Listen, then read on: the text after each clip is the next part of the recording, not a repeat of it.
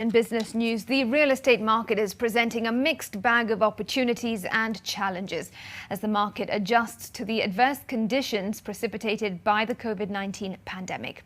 A section of players hold that despite evidence that some developers are slashing prices, pointing to weak demand, the real estate market still presents an attractive asset class for investors. Brian Mushiri reports.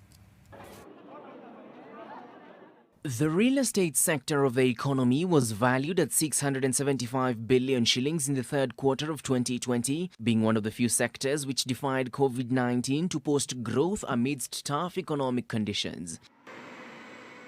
This notwithstanding, the sector continues to exhibit soft demand, with some players having to revise downwards the asking price in both commercial and residential units in a bid to align with subdued demand. If a project is supposed to take 2 years, and you expect by the end of 2 years you'll have sold, say, 90% of the project.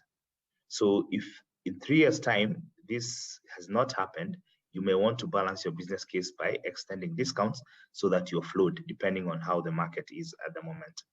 But the challenges facing the real estate market are not only demand-side driven. Players argue that there are also supply-side constraints being experienced, which are further inflicting lethargy in the market. You find because of uncertainties of the economy right now, most financiers are a bit slow in advancing money to developers.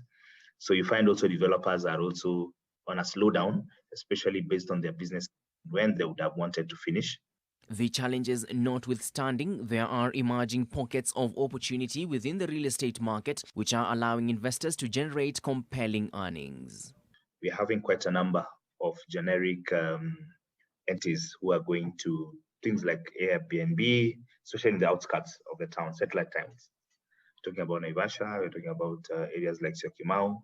You find for the last 8 months, every weekend, most of these residentials are occupied.